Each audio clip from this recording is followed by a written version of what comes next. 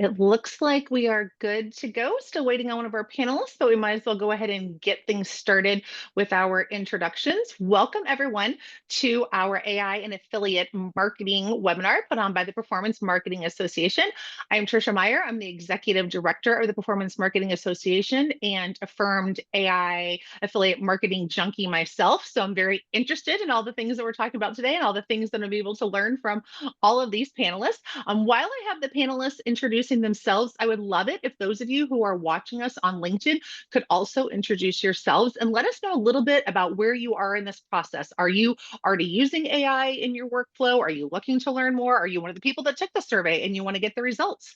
I'm going to go ahead and drop in right now into the comments on LinkedIn the link for you to be able to download the full results of the report that we did. So we will be going through those today, just kind of background information for the questions that we're going to be talking about, but you will definitely want to download that entire report either during this or afterwards so you see everything that we were talking about. So I will jump in right now with introductions. Let's start with our council chair, Jenna. Hi, everyone. Nice to be here talking about all things AI. My name is Jenna Walsh, and as Tricia had mentioned, I'm the chair of the Measurements and Insights Council here at the PMA. I'm also a business intelligence manager at Awin, so I oversee the team that takes all of the business requirements for reports and translate those into technical requirements for developers. Excited to be here today to talk all things AI, and now we can move on to another introduction. Dennis, if you want to go. Yeah, hey everyone, I'm Dennis Babaiev. I'm CEO and co-founder of Scale Your Web, innovation-driven company that helps businesses grow and scale with digital marketing and automation, which is basically 90% of our automation is now artificial intelligence. That's why this survey, I was very excited about this survey because it's perfect match for us. We are on the edge of performance marketing, digital marketing, and artificial intelligence.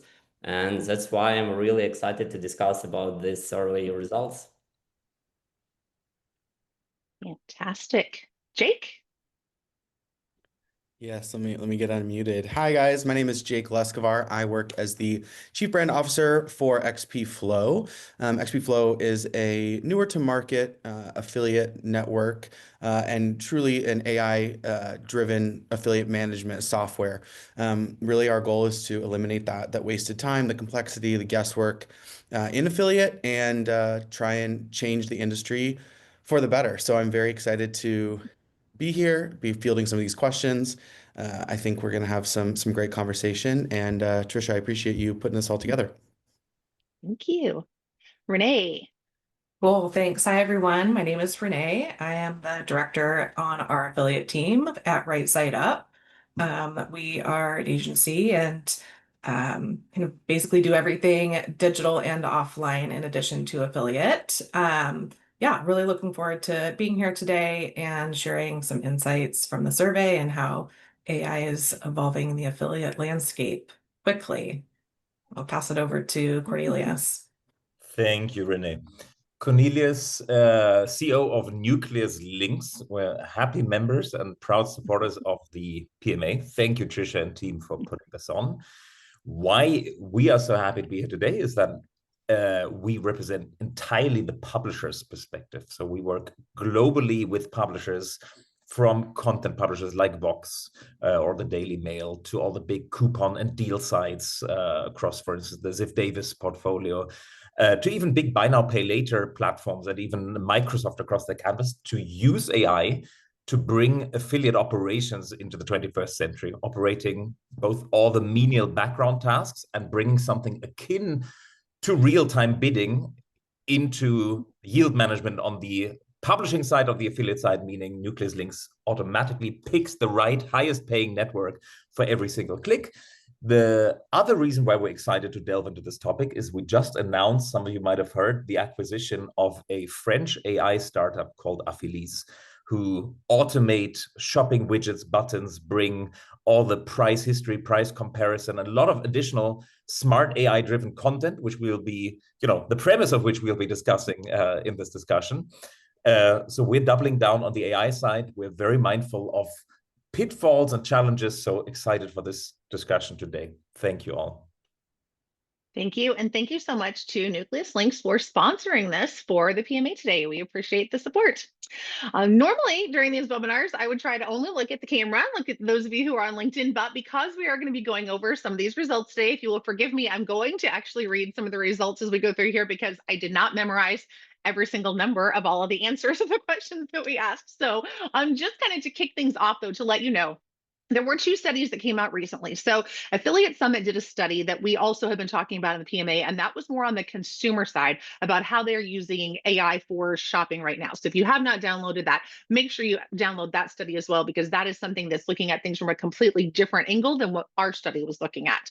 This study by the PMA, which I've dropped a link into LinkedIn and we'll also post at the end of this as well. This study was of affiliate marketers specifically, and we had over 70 participants. They were PMA members and non-PMA members. And just to make sure that we were getting a good spread, we actually asked the question of where they heard about the study. And we did see a good spread of people that heard it from either the PMA newsletter or our Slack, social media, a lot of others. So we know that we did have a really good mix of people kind of across the affiliate industry that took the survey. We started by doing our first survey on AI in 2023, which was after an affiliate summit where everyone first heard about ChatGPT. And after that affiliate summit West, we came back and we did this survey and we said, do you even know what ChatGPT is? Do you know what AI is? Are you using it for anything at all? And we had all these great questions and we thought, oh, well, we'll come back now and we'll do another survey and we'll compare and contrast the results. But when we went in and we looked at those questions, we found that those questions were not even relevant anymore. So this survey where we were hoping to show, oh, this is what we thought about AI back then, and this is what we think about AI, it has changed so much just in the 18 months since we did that survey that we don't even care about the same things that we cared about back then. The one thing that we did find was that in 2023, 94% of the respondents did say that they were starting to use AI. And this time we're up to 97%. So 97% of affiliate marketers are using it specifically in their work. And just as also a little bit of background before we start talking about the questions, when we asked the primary role in affiliate marketing, we had 42% that were agencies that responded, 6% brand retailers, 4% influencer, 22% network and platform, 11% other, and 15% publishers. So this is not indicative of all of the total number of people in the industry or the proportions. This really is, to me, more indicative just of our sample, because we did get a lot of PMA members, and this is reflective of kind of our membership in terms of the fact that we do have a lot of agencies. So nothing to read into those particular results, except for the fact that we did have enough agencies that responded that we were able to break some of these responses down specifically into the agency slice of the pie, so we could see a little bit more what that group is doing with AI.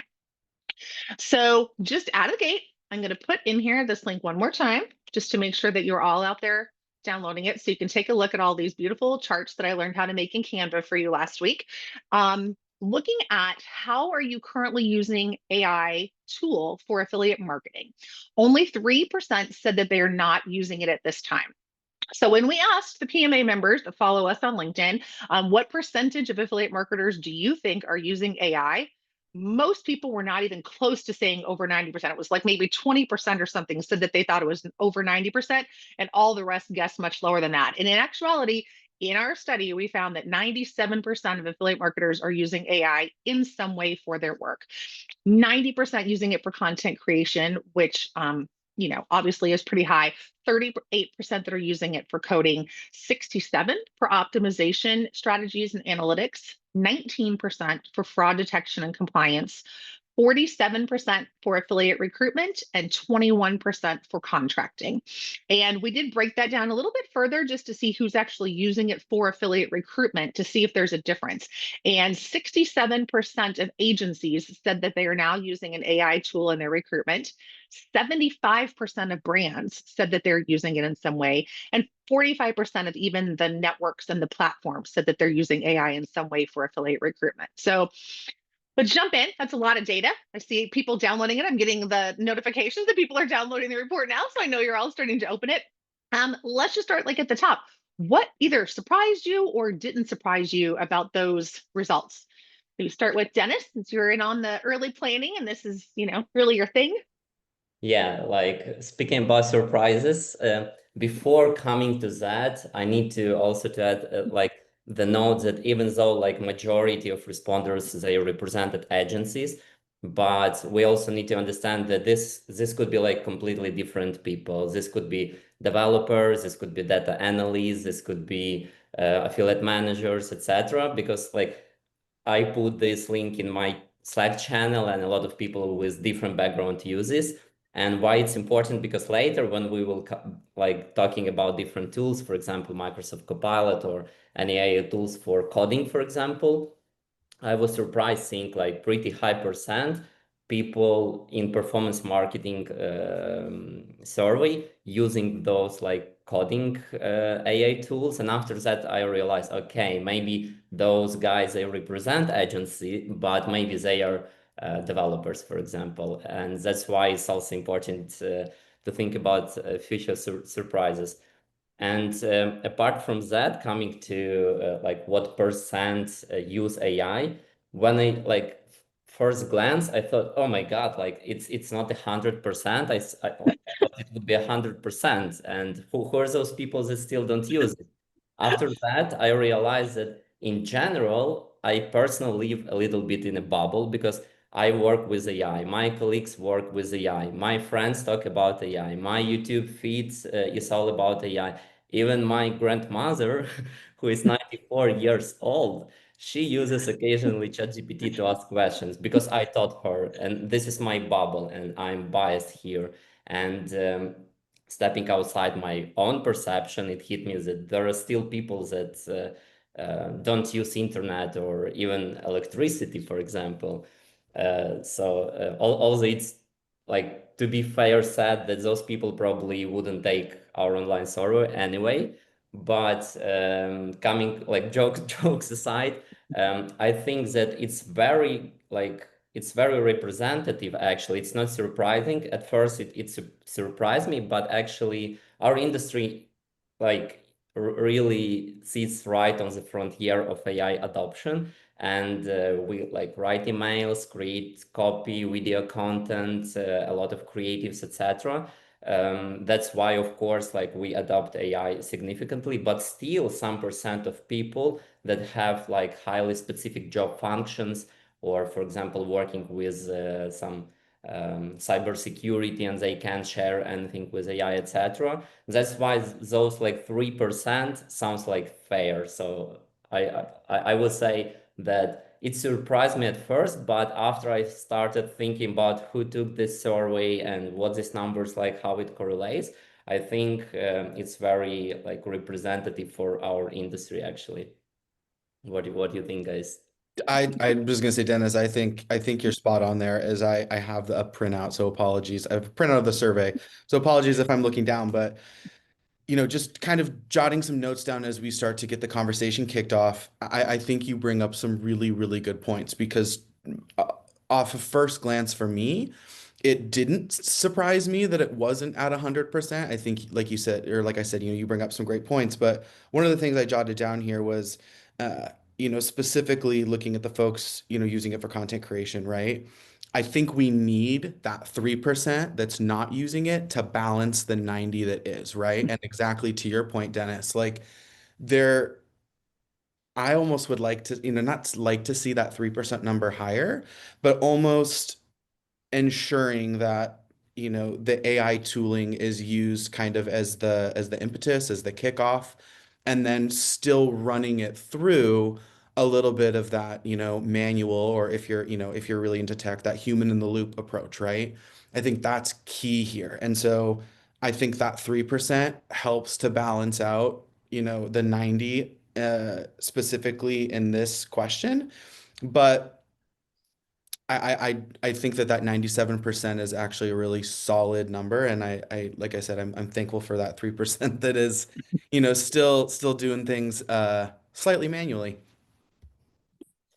To jump onto that, I think what we're seeing on some of the more basically repetitive or menial tasks like fraud detection and compliance monitoring, incredibly important, but only 19% of respondents using AI for that.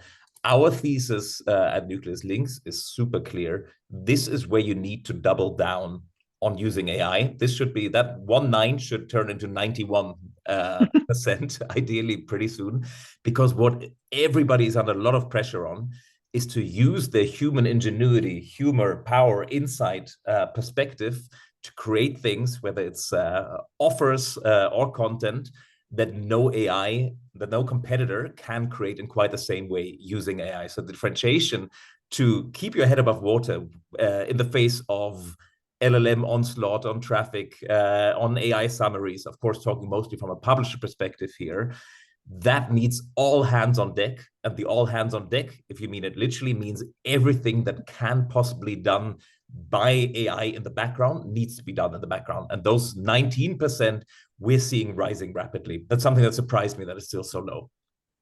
I would also add, speaking about those 19% for fraud detection, or for example, for programming coding, 38%, because if I ask my friends developers, I think the number of like developers who uses AI would be close to 100% as well. But here we get just 38%. But again, I started to think, okay, if I send this to my Slack channel, and for example, someone who is, I don't know, like affiliate recruitment or affiliate manager, this question was multiple choice question, and they could put like, I use it for content creation, for example, for emails, and I use it for affiliate recruitment, like two answers. And my developer would put that they use it for content creation and for coding. That's why for content creation, obviously we get like very high percent, because almost everything is content in some way, even the code is content. And like we have less people maybe that are developers. That's why this number can be a little bit like lower. But yeah, in general, I agree that we can see some, like at least some correlations between these numbers, and make some conclusions on that. Just to jump in before we move on as well, perhaps not a surprise, but on my side, just more of a confirmation that we're now seeing almost near total AI adoption for our industry as well. According to the survey, 97 of those respondents are using AI in some way, shape, or form. So that's slightly higher, about 3% since the last time we did the survey.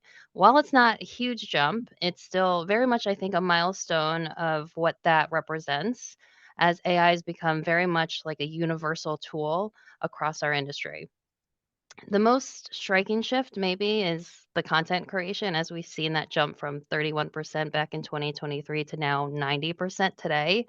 Again, it's a huge leap, but maybe it tells us something about content creation and how quickly it's become very much a dominant use case within our industry. And if you're not using content creation, this is definitely maybe like a heads up or a light bulb that goes off in your head for a good use case, because this is something that's being adopted quite heavily throughout our industry.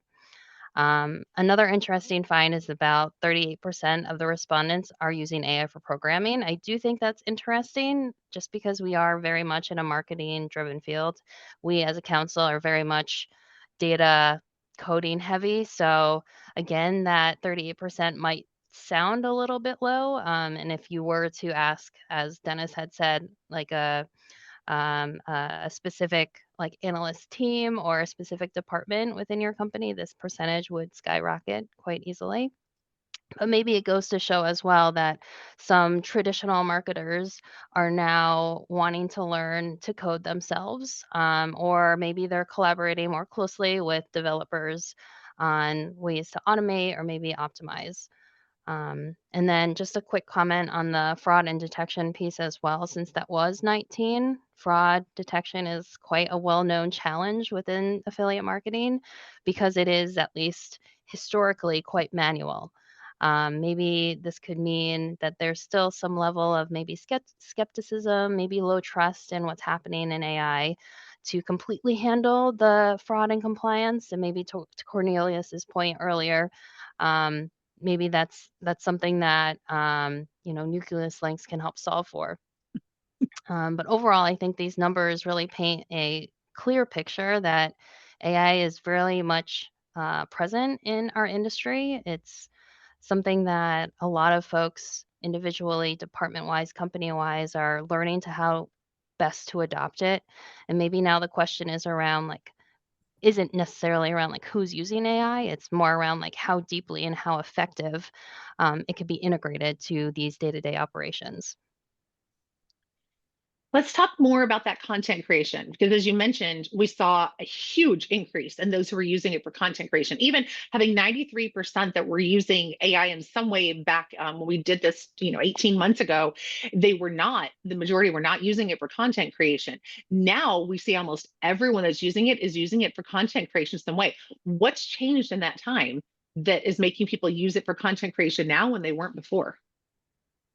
Yeah, so on that one, coming at it again from a publisher's perspective, we actually see two distinct trends in that one. When we talk about content, there's what you might call editorial content, facts, interpretations, lists, reviews, opinions, core content that makes your users come to a site or destination. And there's what we call ancillary content, which we don't typically think of as content, but anything from, merchant comparisons, price histories, and so on.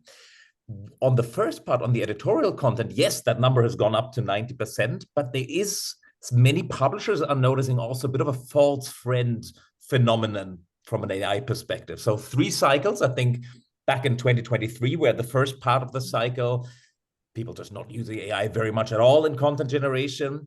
Then step 2 came that took us basically all the way up to 90%, where lots of people are having AI actually generate a substantial bulk of their content, human in the loop, always, of course, from reviews to product summaries to full articles. That one's interesting because that feels great at first until users notice there really isn't anything special that keeps users coming back to that specific publisher if that content that's being AI generated is available on a dozen other sites or straight within the LLM as well. So that kind of leads to step 3 on the content side, where most publishers currently actually stand, who've gotten up to that 90%. How can I use AI to amplify what is really special and unique about my content, where as opposed to just generating something that everybody else with a, quick course in prompt engineering also can. And that's the part that really few have really figured out so far. There's a lot of questions in the industry about it. The second big lever that is different to that one is what we call ancillary content. Again, the deep product feeds automatically matching to existing content, price histories, merchant comparisons. That's a really interesting space because that's not the core of what you do, but that's what eats up a lot of efforts in creating great content for users. And what we're seeing, for instance, in France, where we, as I mentioned, just acquired Affilies, a leading AI company, they are working at that depth on that sort of ancillary content with almost all leading French publishers, and that is only getting more. So I would say it's a tale of 2 cities. Careful on getting to 100% on the core editorial content that your audience loves as a publisher. Go all in on the more technical and ancillary pieces of content where there's really only upside. That's from a publisher's perspective. Sure, we've got some views from the network, brand, and agency perspective as well. Cornelius, I think you knocked it out of the park there. In relation to content creation, I feel that part of the reason that it may have jumped so much is you kind of touched on a little bit there, Cornelius, that there has been an increased conversation around prompting, right? Like, how can I get better results? And I know on my team and with our engineers over at xpflow, it's that saying that, you get out what you put in.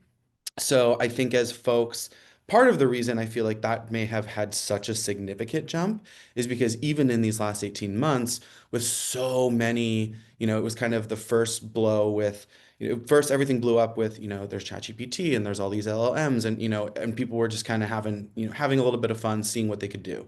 Well, now as we realized what they can do, and we've really started to educate not only as an industry but each other, right, on like how to prompt it, how to really get what you want. I think that could have led to a huge jump in that, because as soon, I've even seen things on Instagram Reels or TikTok with how to prompt, how to get the results you want. And so especially within our industry and the PMA organization specifically, I think there's a lot of interest around, oh, you know what I mean? Like if I can really work with this and prompt it the right way, let's, what could I end up with? So I'd be interested to see, in another 18 months, what that specific data point looks like. Does it increase by a couple percentages? Does it drop? You know what I mean? As people, to your point, Cornelius, really learn the balance of use it for, some of that more mundane, for lack of better term, content. But I do think we are going to see an element of, we're going to crave some of that individuality. Part of that could come, I think, from, maintaining a human in the loop. But part of it could come, from an increased percentage point of content creation and just better prompting. So I think that would be an interesting question, like I said, in another 18 months to see, okay, now that we have so much content creation being pumped out of LLMs and things like that and AI, diving deeper specifically into that to seeing what content are you prompting, how often are you prompting it, like those kinds of questions. So Cornelius, I think you gave a fabulous nod to that for sure. Well, you're talking about generated content, AI generated content. And so we did ask, how will AI generated content change the performance marketing ecosystem? And 76% said more content generated, but 51% also said it would devalue original content and graphic creation. So is this a good thing or a bad thing that we're seeing all this content creation? I would say this is both good and bad, because it depends like for whom and who use, like this is just a tool. And also coming back to previous question, like why so many content, like why this growth of content generation grows. I think it's also important to mention that the quality of models actually became much better. And if a few years ago we could talk just about text because ChatGPT could generate like pretty high quality text, today we can generate amazing quality videos. Like a few months ago, there were videos where you have, I don't know, like 8 fingers, etc. And nowadays, the quality of videos or digital avatars are so high that even for me working with AI sometimes, even I have like doubts, oh, is it AI generated or not? And all this like Sora 1, Sora 2, Vow 3, they are like updating, I don't know, every 2-3 weeks. And that's why I think also like so much like content generated. And speaking about is it good or bad, I tend to stay on the side that it's good and bad. We cannot stop it. Like people will generate more and more content, and we just need to adapt it because we either will be shaped by it or we can shape it. So I think like I try to think more in this way, but definitely that's a huge like not a problem, that's a huge challenge for our industry. And again, we as Performance Marketing Association, it's very nice that we start talking about it, because if not here, where else like performance marketers should arise these challenges and these questions. And it's also funny that when we made this survey, it was like I personally remember it was like a few weeks ago. And after I already finished the survey, a week ago, I read the article. There was a huge like research by Graphite.io, and they actually made like their conclusions that nowadays we have more content generation with AI on internet than made by humans. And it's already like it's not the question, it's like it's evidence. And yeah, and now we have to live with that. Right? It is here. So now that everybody who's watching us, they've had a little bit of a chance to download it. If you want to start asking questions in the comments on LinkedIn, please feel free to do that. Continue to introduce yourselves, continue to post any questions in there. And then as the questions kind of fit into the flow, I will bring them to our panelists and see how many of those we can get answered for you as well. So we're talking about this question about what we think about how this AI generated content is going to change the performance marketing ecosystem. So 51% saying that they believe that original content is going to be devalued, but also 54% saying that they believe that click-through rates are going to decrease. So like putting these together, Cornelius, what does this mean for, the traditional publishers that we've been out there, years doing our thing? What does this mean for us? Yeah, so first on, Tricia, you're right. The pressure is on. The pressure is very much on. Click-through rates decreasing. People know this. Nobody's asleep at the wheel. At NucleusLinks, we work, with all the big publishers from Le Parisien to Vox and a whole lot more. Well, we call them traditional content publishers here. They're often very modern in their approaches, and what they're mostly aware of is two big shifts happening. One is for the last, 10, 15 years or so, a vast part of the effort of the success was in distribution. How do I get my content out to my audiences? Whether that's SEO and search, social, getting to the Google News feed, getting into the places where my audience is and being present there and acquiring users time and again. Of course, that remains important. And the new canvases where attention is, whether it's CTV or the big LLMs, will continue to be big play areas for those publishers. So we've got to get out there and get in front of the right users. But the shift is happening also that all the publishers by now know they cannot rely on those external platforms to give them reliable long-term audiences. So it really is about how do I get loyal audiences that keep coming back directly to my properties. And that shift has been monumental over the last, 2, 3, 4 years, realizing I'll have a lot of external friends or frenemies, but in the end, I need to cultivate that direct relationship with my audience. Well, how do I do that? That's the next big shift that's happening. The first part is, how do you produce your content? And we discussed it about 5 minutes ago, having a more authoritative, grounded, factual content, being the eminent voice whose quality, whether it's, editorial content or deal content, voucher content, whatever it is, clearly differentiates you from AI slop and make sure that what you have, users won't be able to find anywhere else. One really important part, you probably cannot live without it.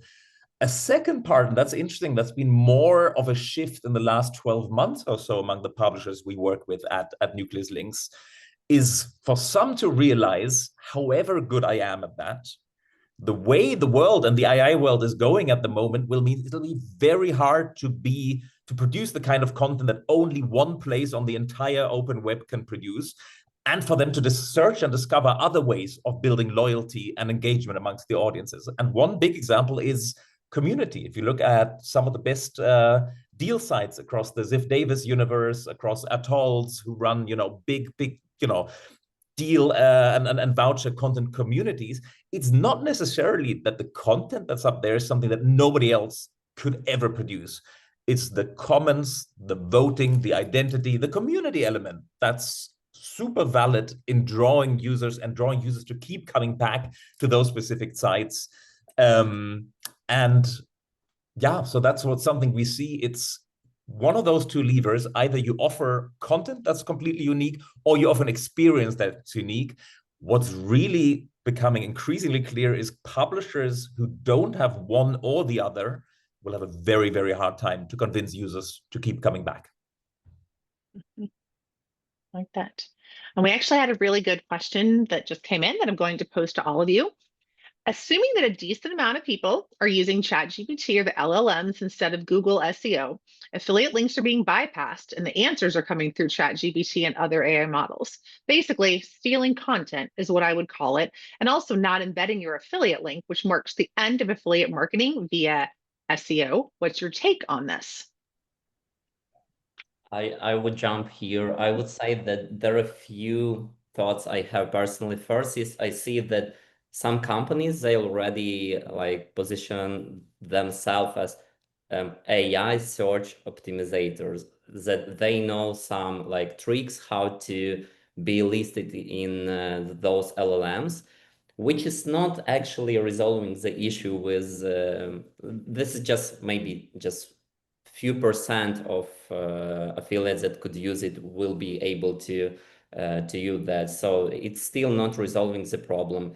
Another way how to decide it, and Cloudflare, which is like a huge company with huge tech infrastructure, they announced in July, 1st of July, they call it Independence Day. And their idea is that everyone, I don't know, blog owner, I can put meta tag on my website, which says AI crawl cannot read my page, or if they can, they need to pay me some like kind of CPM. This is kind of like Google worked before. They could crawl your website, but for that they could put you in their search results. So it's pretty similar, and Cloudflare tries to push this idea. This sounds like this can be better idea and maybe resolve on bigger scale, but still, I think it's again, it's the reality. Like people, like we all also consumers, and for us, it's much easier just to ask ChatGPT than going to Google, and we do it. So we need to understand that it's again, it's like inevitable. And yeah, but I think the idea from Cloudflare sounds like pretty fair. And they say that they try to develop technically how to make this possible, that those LLMs, for example, ChatGPT, if they go to your blog post reading your review, if they take this information, they need to pay some portion of their revenue to you, because they use this information to teach their LLMs. And if you want to keep this content, let's say, unique, you just put those like meta tags that no bots coming to my page, and this should work. That's a good idea. But again, yeah, like search engine optimization will never be same. Yeah. Yeah, agree with you there, Dennis. A big chunk is going to be interesting, and not yet decided chunk is going to be how will the LLMs get frozen out? Will intermediaries like Cloudflare or others provide new monetization options? And I think a second layer to think about this is user experience. One part is the publishers and other players thinking about how to get monetized, how to block somebody, but we also need to think about the user experience. And if things continue the way they go, if the big LLMs offer not just product comparison in one place, but also immediate checkout, bypassing a very long user journey outside, then what we're already seeing at NucleusLinks, the smartest publishers are aware they have to drastically simplify their user journeys as well, because it's not just going to be by a game of obstruction or blocking other people out, that they'll have the users, the audiences coming back to them. So having the trifecta of having better content, better and more deep community engagement models, and probably quite soon also full checkout options, which makes the user journey either comparable or even better than that, because you're so deeply focused on what you do as a publisher, is going to be inevitable. And people are realizing the technology is getting built, and we're lucky to work with a bunch of players who are already putting this into practice at NucleusLinks. So I think they need to play both sides. They need to protect their rights, but they also need to keep up a user experience of ease and comfort and speed that doesn't make searching and shopping for things a chore compared to the LLMs, but ideally better. Love everyone's conversations here. And I will also, sorry, Tricia, to interrupt, wanted to mention as well, like just putting on my analyst hat, I think data here is going to be so imperative, right? So if I'm a publisher, I'd want to start to pay close attention to this. AI generated answers and beginning to like credit and link back to source websites. Like this could be something that you can have data around, where these new AIs are essentially becoming a new traffic source. With ChatGPT's announcement of this instant checkout and a test with Etsy sellers, this is my cat Lucy, and what Cornelius was saying about like the end user and unifying their experience, to me, this does make sense. To me, like perhaps the writing is on the wall here. But the current challenge, and it's the state of where we are currently with AI, even though it has been so much adopted and people are using it quite heavily, the challenge is still the monetization model and creating these rules around how these credits work, which is still quite a gray area. we can definitely see the benefits of AI, but we haven't yet like fully as an industry like unlocked how these citations will translate into like the revenue. So as much data can be captured as possible. Now, I think ahead of it will give any publisher a real competitive edge. So those who adopt early, they can leverage that data, share that data, and ultimately, yeah, create this kind of story and these rules that I'm associating with like the future of what AI can bring and benefit to our industry moving forward. Yeah, on the brand side too, I think definitely a big opportunity for brands to lean into tools that can give them insights into what affiliate marketers or what websites are generating responses to support their brand and start to think about what are those performance metrics? How do we reward affiliates that are ranking for our brand or for prompts that are important to our brand? And think about how they can then strategize on using that data to lean into the partnerships that can help support them. It's also new that I think probably very few brands have the tools available yet. And I believe over the next year, we'll start to see just new performance metrics coming out in general about how to measure the success of the affiliate channel. Another good question that came in from Michelle. When AI content scales faster than human storytelling, doesn't long-term loyalty shift from who creates fastest to who creates with purpose? At what point does differentiation depend less on automation and more on maintaining emotional equity with audiences? That's a very good point. I was gonna say, go ahead, Dennis.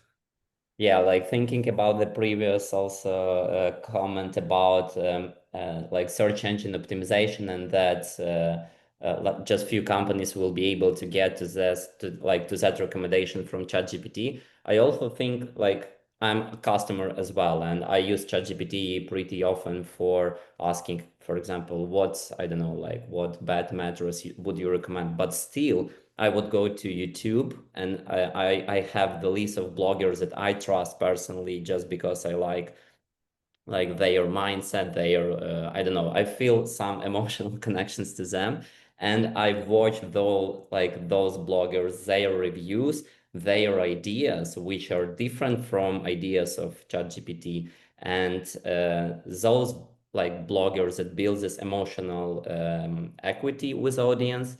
I think they still will have a job, and those influencers they can easily compete with AI generated content. But again, like the higher the quality, I think this will be just like few very good quality bloggers. They will take like lion's share of the market. But still there is like a room for influencers to build that like brand reputation, their personal emotional equity, etc. Was someone else going to jump in on that one? I'll piggyback on that really quick. I think you know, uh, specifically with xpflow, our philosophy behind, or one of my own personal philosophies, I should say, is that, and I know everybody kind of talks about it, but I'm a really big believer in the fact that if we use these AI tools as tools, that they can help us skip over a lot of that manual, mundane work to actually get to that point of emotional connection or equity with the audience, right? I've always said that, I believe that everybody in the performance marketing industry is in it because there's some kind of a social butterfly, right? They enjoy talking to people, they enjoy sales, they enjoy getting out there. And I think in as we've built xpflow, a huge part of the reason as to why it was even, born was because we found this huge gap where people just wanted to get to that, let it do 80% of the work and you can do 20, but that 20% might be the really important, personable, relationship building that is so crucial in this industry. I think kind of to that point too, we're almost, I don't want to give the cliche answer, but it's almost like we're too early, right? We've kind of just based off of the results from the survey 18 months ago to this one, we've kind of seen these phases of, of LLMs and how we interact with them and how we use them, particularly pertaining to performance marketing. I think, that first phase was experimentation, trying to figure out, okay, what can this do? Now we're really seeing, okay, this is a very powerful tool. We're seeing a lot of, tons of SaaS companies popping up that utilize AI.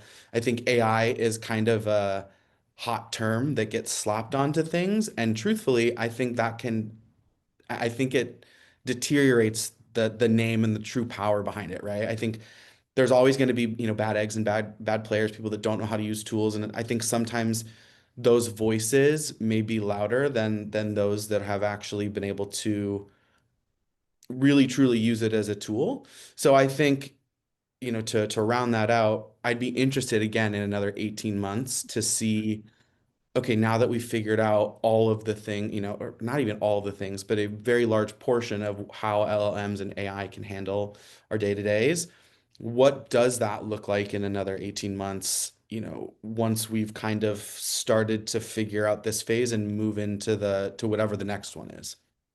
I have one more quick idea just to think. Idea came to my mind. Like, we know that artificial intelligence already beats people in chess.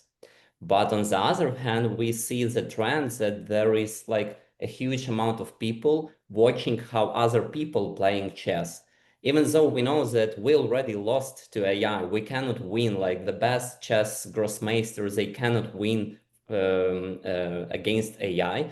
But still, people want to watch how other people play, and that's about emotion. Like, after all, we are a social being, and yeah, I hope that's why we will be interested in those emotions, not just algorithms. Cornelius? Yeah, just I think it was Michelle's question here. The premise was, is it all about speed, or is emotion part of the equation as well? Just 100% agree. Both on the terms of content that we discussed, what really, instills emotion in your audience, what's special. There's another dimension that we frequently see. We actually also don't think all of the commercial and deal-making elements that are human and often emotional at the moment are necessarily getting, done away with by AI. We see a lot of publishers saying, let me use AI to automate the operations and negotiations on a very long tail of merchants, on the 1,000 merchants that I don't even know well, to use my human energy and emotion, as Michelle put it, to build really great deals, offers, ideas with the 20 or so merchants that really make a difference there. Also, that is another example where exactly, does speed matter in creating a great partnership and a great piece of content? Doesn't matter whether that's created within 10 seconds by an LLM or 1.5 hours by a great inspired human. No, it doesn't. Like, keep the human there where it really matters. Free up the capacities to do so by automating the rest. So very much agree with the premise of that question there. I like that. So how about all of you who are watching Fess Up right now? I'm going to reveal the results of which AI-based tools people in affiliate marketing are using. Drop in, if you will, what your favorite AI-based tool is that you are currently using. I'll give you all a minute. Go ahead and hit it. We're curious to see what you all are using. See if you can defend yourselves for what you're using. And I will tell you that 93% of affiliate marketers in our study said that they are using OpenAI ChatGPT. Followed behind that, 72% Gemini Google. Behind that, Perplexity at 42%. Then Microsoft Copilot at 31%, Tableau at 8%, and IBM Watson only at 1%. Actually, at the bottom, Claude Anthropic at 31%. So, question. What tools might be missing from this list, and what might we see a surge soon? Like, what are the new things that if people are not already using them, what do we need to be looking at that we probably will be using soon? Tricia, you gotta let us know what the people are saying, because I'm shocked that Grok is not on here. I think that's been a recent one that has kind of come to light. I know specifically, on our teams here, we've got a lot of folks that use Grok. That Are and you all using Grok out there? Let us know too. If you're, I see yes, you all starting to drop in what you're using. Drop in if you're using Grok or not. I'm also surprised by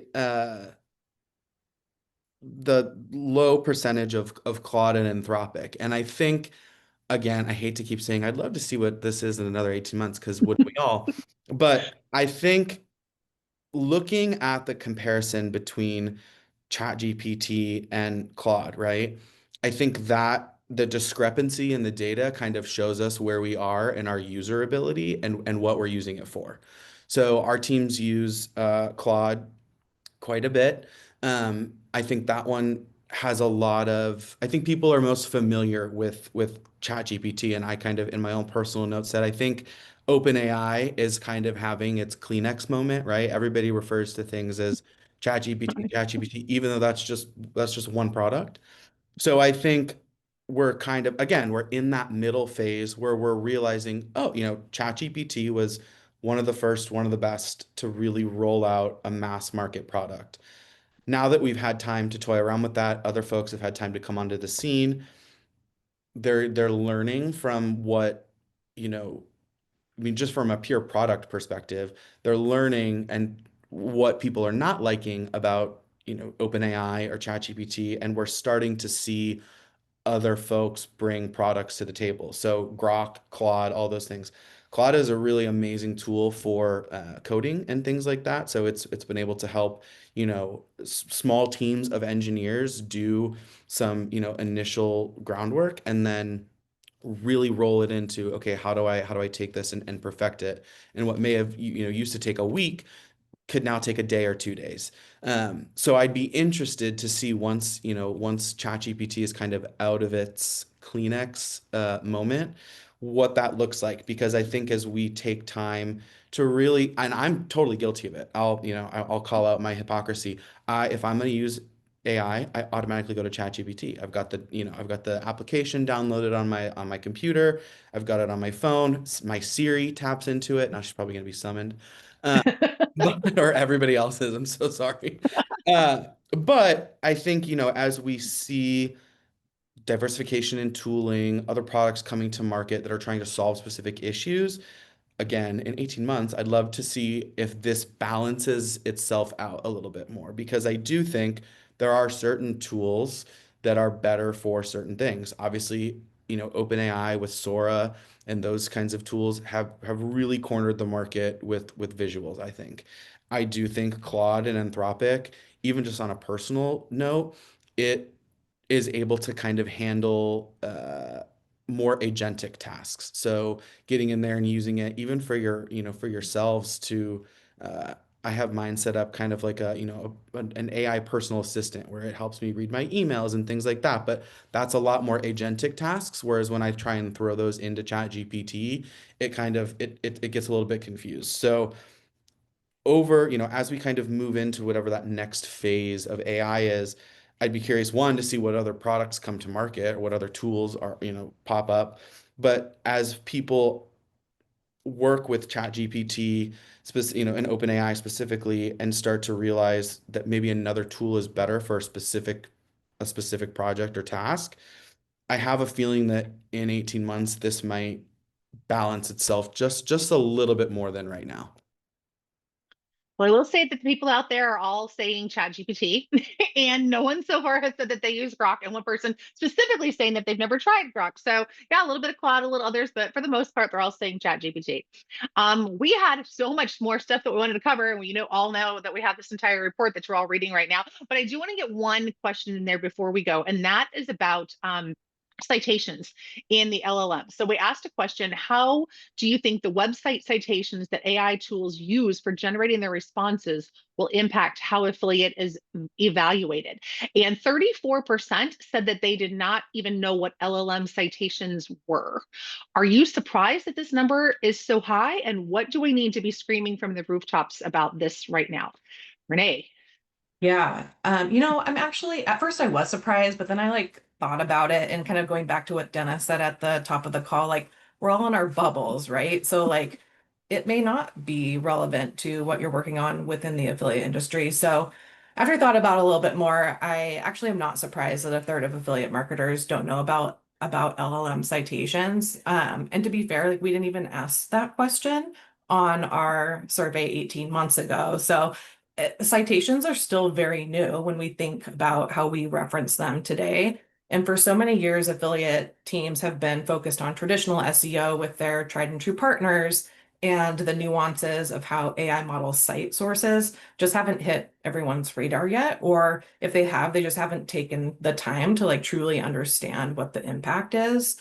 And so one thing for affiliate marketers, I think just to keep in mind is that AI generated responses like those you see in ChatGPT or Perplexity, they all represent the next evolution of organic visibility, right? So it's the new SEO, which many people are calling GEO or generative engine optimization. And I thought, you know, if a third of the folks taking the survey don't know what LLM citations are, a little, you know, 101 might be helpful. So essentially, citations, GEO is trying to rank in the LLMs for specific prompts, basically keywords that you'd like to typically focus on for SEO, but questions that people might ask. So the LLMs are pulling from high authority, high trust content to fuel their answers, and publishers and brands that have been investing in creating high quality content on their sites, along with working with high quality content partners who create that content that answer those common questions. Those are the ones that are likely being referenced right now. And so where there is an opportunity is to continue to create that content, to optimize the content. So the brand's partner, they're referenced and cited in the LLMs with accurate content. And even though, you know, 34% said they don't know about LLM citations, the other data points in that question are also telling. I think about half of the people that responded said that they felt that citations would either drive monetization or increase publisher interest. So that signals that awareness is growing about LLM citations, and affiliate marketers who are starting to learn now will just be ahead of the curve when LLM visibility becomes a standard performance metric, kind of similar to what I mentioned before. It's still so new that I think over the next year, we're going to be much more smart when it comes to measuring the impact of our affiliate partners and how we can better optimize with them across the whole landscape, not just AI, but you know, people are still going to use Google. So how do we continue to, you know, focus on both areas? And I am committing to all of you today that the PMA will be having a webinar on LLM citations in Q1 once we get back from Affiliate Summit, because this could be an entire conversation that we could be having about this. And things may even be changing by January. So a lot to talk about there. So as we are ending our time, we have a whole lot more. We even had more questions that we want to get to. We asked 2 open-ended questions, and we ended up with so many pages and pages of results. So we thought people would just skip the non-required open-ended questions about like, what are the risks and opportunities? What kind of tools do you want to see being built? We had so many responses that we ended up taking AI and kind of helping us to condense all of those down. So in the report, you will find, I think it's maybe 6 pages that we've kind of taken some of the bullet points of the things that were mentioned the most throughout those. And if any of you out there are developers, please go in and read those 3 pages of like things we would like to see, because there are some ideas about tools that affiliate marketers would like to see created. And if you could be the ones to create it and come back and tell me, then I'll help spread the word, and that would be fantastic. Thank you so much to all of the panelists today for all of this great information being just thrown like survey results at you and then told like, what do you think about them? Thank you to Cornelius and to NucleusLinks for sponsoring this for the PMA. If anybody did not download the report, I will drop that link in again one more time. And also encourage you all to please support the PMA, follow us on LinkedIn, join our newsletter, whatever it takes, just so that you can get all this great information that we're putting out month after month on our webinars and our white papers. So have a fantastic afternoon, everyone. Go talk to your chat GPT for a little bit.